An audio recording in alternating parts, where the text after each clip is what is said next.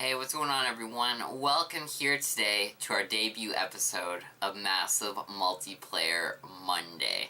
So we're going to be checking out here today Dragon's Nest with good old Red Hairs. His audio is a little bit low in the videos today. We're going to be starting things off with character creation and then leading into some gameplay online, running some dungeons, the good old stuff.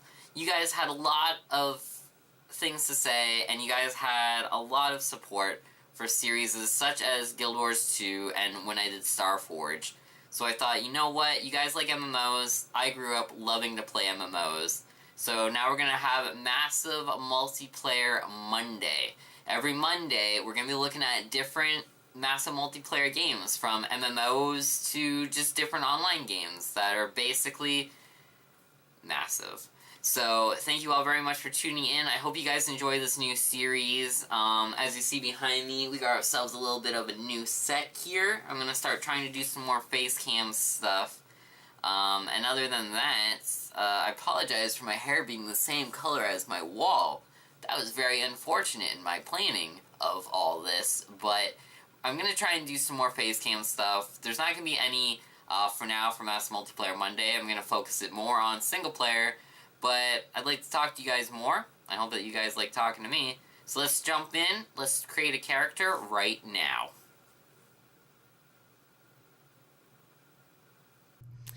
Hey, welcome everyone here today to Massive Multiplayer Monday, where we're going to be checking out Dragon's Nest here today.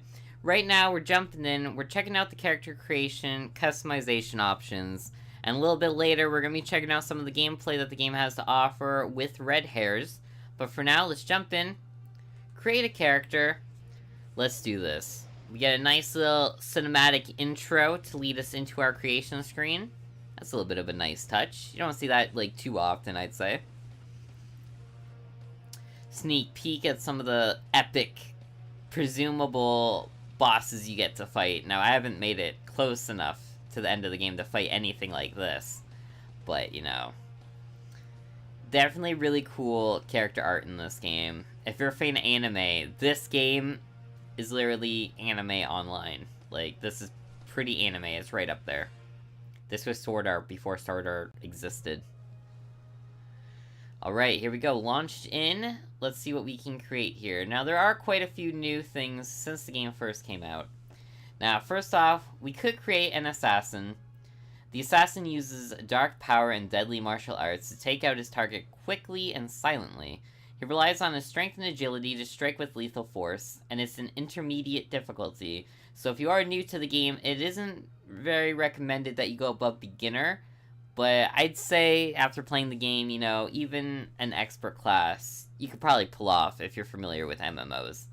And as you see, each class, once they hit a certain level, they have specializations. Now, the assassin can either become a shinobi, and the shinobi is a master of the secret assassination techniques passed down through the ages.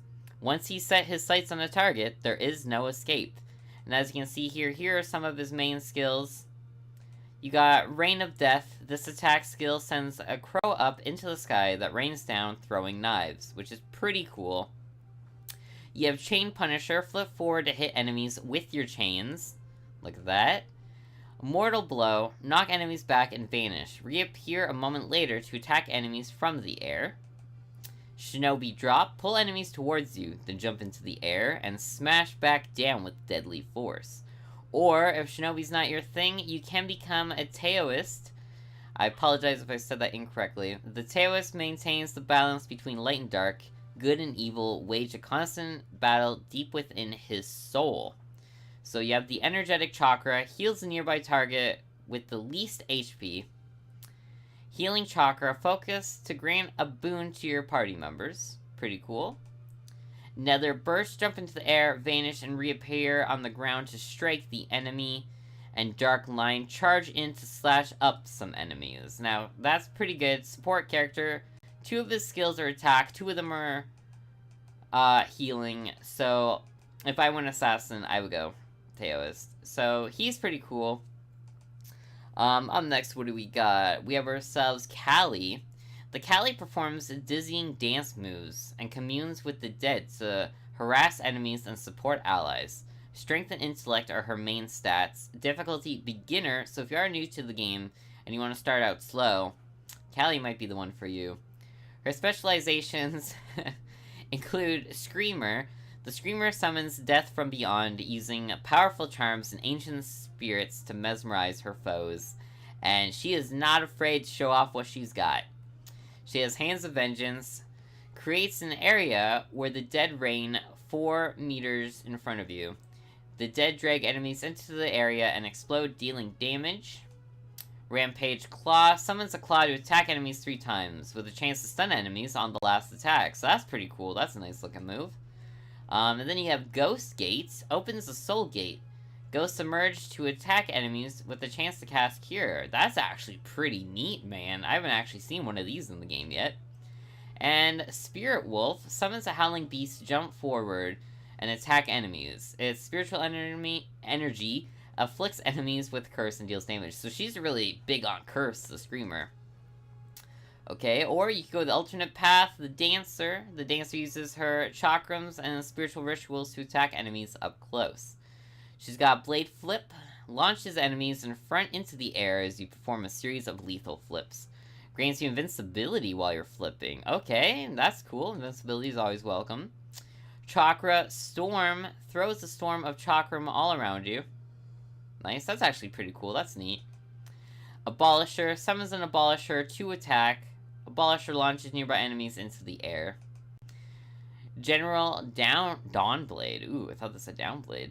Summons General Dawnblade, who attacks 3 times as he marches forward. So the Dancer is pretty heavy with dance moves, such as Chakra Storm and Blade Flip, but it's also kind of a summoner, because it summons some monsters during its attack, so Dancer's pretty interesting.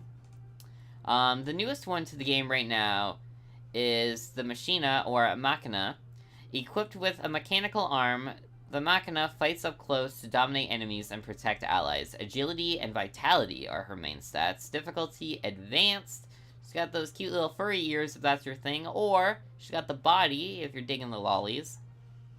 So for her specialization right now, she only has 1, but because pretty much every other class has 2, I would assume that they're going to add another one later. But for now, you can be a Patrona. Patronas can use a knuckle however she wants. She fights up close to dominate enemies and protect allies. So you got Stomp Shuffle, slam the ground with your right foot to create a shockwave, and dash forward in a low stance while weaving the upper body. Ooh, that's pretty cool. So next up, Beatdown launches enemies into the air with a shockwave and slam the ground with knuckle gear as you land on the ground. Twister Kick, do a handstand and flick your arms to rotate forward and hit the enemy while leaping forward.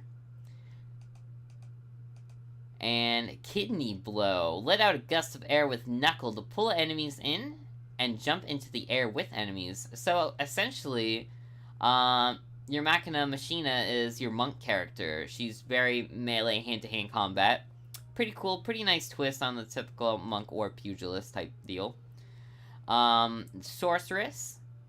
The Sorceress specializes in dealing massive magical damage to multiple enemies, but her low vitality and defense leave her vulnerable when surrounded.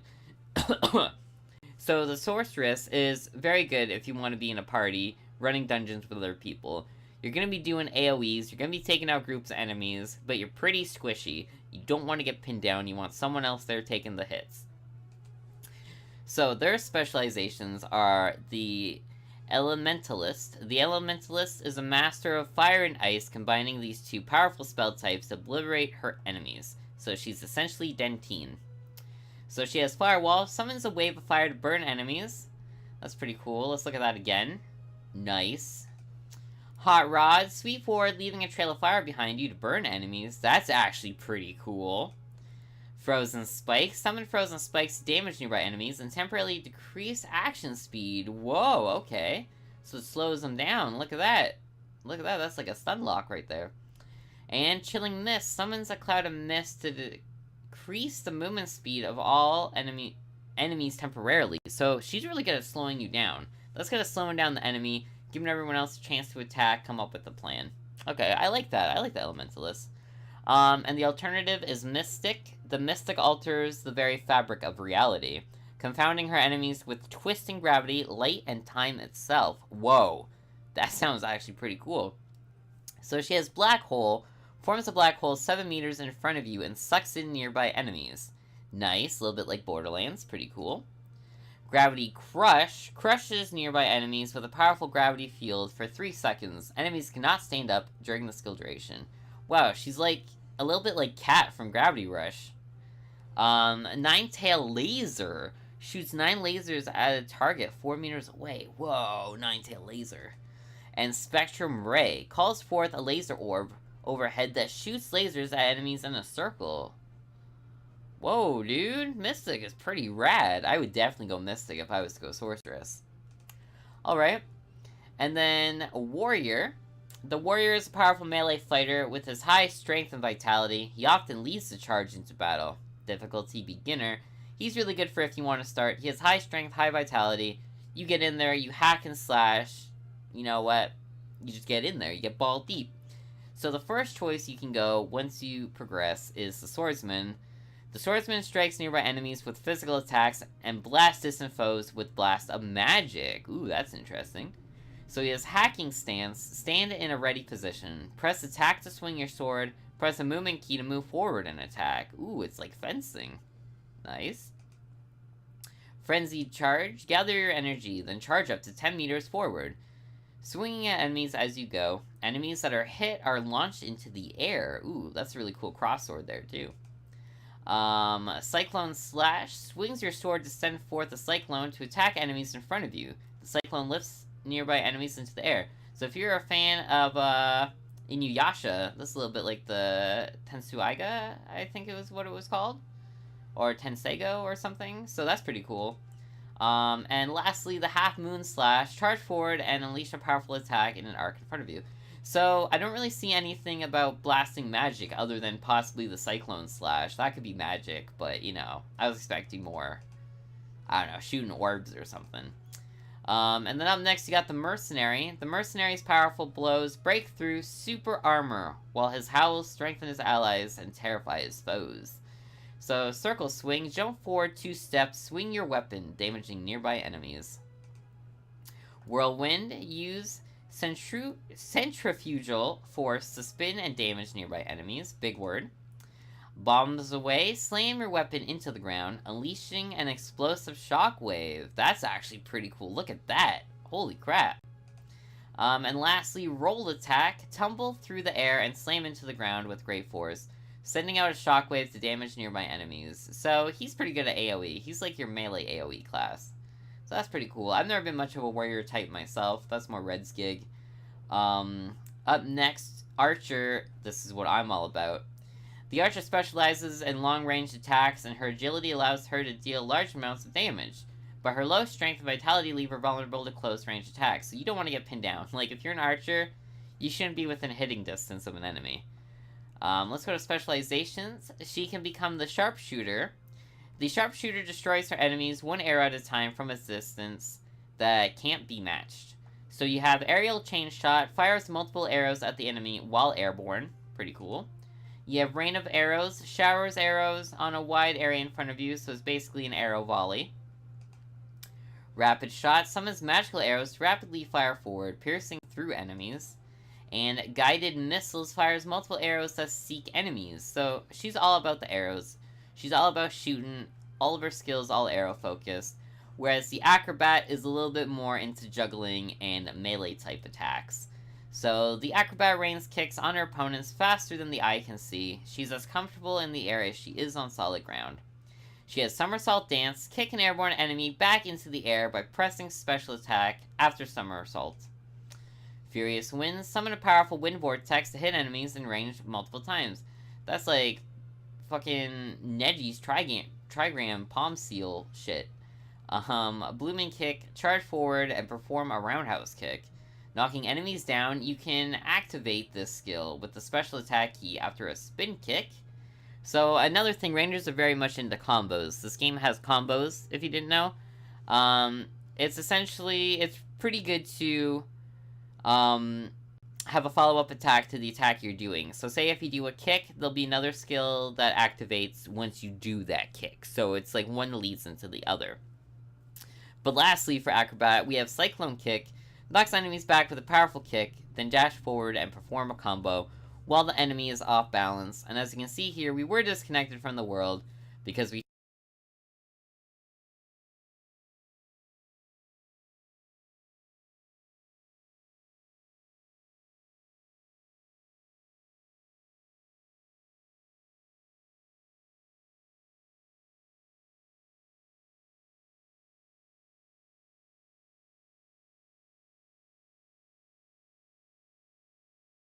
were taking too long to create a character, we couldn't make up our mind.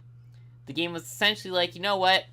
GTFO, we got people who want to play the game, you're wasting time, you're taking up server space, and we're not going to stand for it. So you know what? At least you get to see this really sexy opening. You know, look how short that skirt is, dude. I'm not even fully sure if she's wearing panties or not, but I'm okay with it. I'm okay with it, man. We're gonna skip that. That cinematic's pretty boring. Looked at it earlier. Nothing that special. As you can also see, the game only has one server, so take that with a grain of salt. Obviously, the less servers the game has, presumably the least popular it is. Skip this again. So what is after the archer that we can see right here? It looks like it's the cleric. Yep. Good old cleric. The cleric protects allies with his high defense and healing magic. As a support class, he doesn't focus on dealing damage, but his support abilities are unparalleled. Difficulty experts. So if you see someone playing cleric in the game, and you're getting mad at them, remember, you need to be an expert to be a cleric. So for specializations, we have Paladin. The Paladin is a stalwart ally, acting as an iron defense against the forces of evil. He's got Electric Smite, smite the unrighteous with holy bolts of lightning. Has a chance to electrocute enemies. Shield charge, charge with your shield raised to deal damage. You take less damage during this skill, so that's pretty cool. Divine Punishment reflects damage back to enemies temporarily. The amount is calculated based on the damage you would have taken without defense or buffs. Oh, okay, that has actually quite a bit of thought put into it. Conviction Aura increases the light damage and resistance of party members within 10 meters, so that's actually pretty good. That's a buff. And then the alternative is Priest. The Priest uses the power of light to heal allies and attack enemies. The Priest has Detonate. Detonates all nearby enemies who are electrocuted. Ooh, okay. Holy Burst rains holy fire and brimstone upon all nearby enemies. Healing Relics summons a holy artifact of healing, which heals a nearby party member. Summoned Relics will have 100% of the summoner's damage and defense, and a percentage of the summoner's HP. Okay. So the stronger you are, the stronger your relic is. And lastly, Blessing of Strace increases the physical and magic damage of you and nearby party members. That's really good. That's a good one. So if you were going cleric, I would say go priest, because that's the best if you're going to be partying up. Another newer type class to the game is the Tinkerer. With a wide variety of ranged attacks, the Tinkerer supports her party from the back. She can skillfully defend herself with her selection of control skills. And she is a beginner class, so that's pretty cool. You can be an engineer. The engineer is never without a small army of robotic allies. With a broad arsenal of machines, there's nothing she can't blow. Super Ball fires a round that bounces from enemy to enemy. If no additional enemies are in range, deals extra damage based on the number of bounces left. Oh, that's really cool. That's actually pretty neat. Chemical Warfare and some numbers? Is that on purpose, or is it supposed to say something? So basically, you're kinda just, like, I don't know, poisoning them, I suppose? Poison Bomb? Cannon Quake'em. Summons a cannon turret manned by a Robo Quake'em. Summon cannon turret fires rounds at enemies. Okay, that's pretty neat. Alright. And Gravity Grenade creates a gravity well that pulls enemies in toward the center of the explosion. Okay, that's a little bit like the Gravity Sorceress we were looking at earlier. You can also go Alchemist. The Alchemist uses her high-tech know-how to create deadly chemical weapons and miraculous healing salves. So you have Ground Zero, injects the ground with explosive bubbles, causing it to detonate in a line. That's pretty sweet. Arctic Squish. Whoa, that looks awesome. Smash enemies repeatedly with a gigantic icy hand. Okay.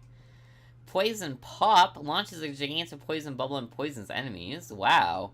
And Toxic Spill causes a chemical reaction to poison enemies. Unleashes a massive explosion. Wow. Alchemist is pretty cool. I would definitely go Alchemist if I was to go Tinkerer. And then up next, we have Lencia. Lencia uses her spear to blast enemies with magical attacks from afar. Strength and intellect are her main stats, and she's an advanced class. She is, in terms of Final Fantasy classes, your Dragoon. She is the Spear Lady. Now, right now, she can only become the Lancer, and the Lancer has unparalleled command of her spear. Even if it is bigger than she is, she wields it like an extension of her own body. A little bit like some Soul Eater tech right there. Forceful Bounce, strike enemies in front, bouncing them into the air, then strike them again for another bounce. Twirling Chop, jump and twirl charge toward, slashing enemies as you go, ends with a strong downward shockwave attack. Lingering Swing, step backwards, swinging your weapon whenever you click the attack button. Can be done up to 3 times, creates a magical afterimage that flies forward, attacking enemies. Wow, that's actually a pretty cool one right there, that's stylish. And lastly, Piercing Spike hurls a magical spear toward enemies, causing a powerful shockwave. The spear explodes after 3 seconds, dealing even more damage. And that about wraps it up for your vanilla creative characters. But you know what? We're not done yet. We can also create dark classes. Now, the difference with dark classes is dark characters are only available for a limited time.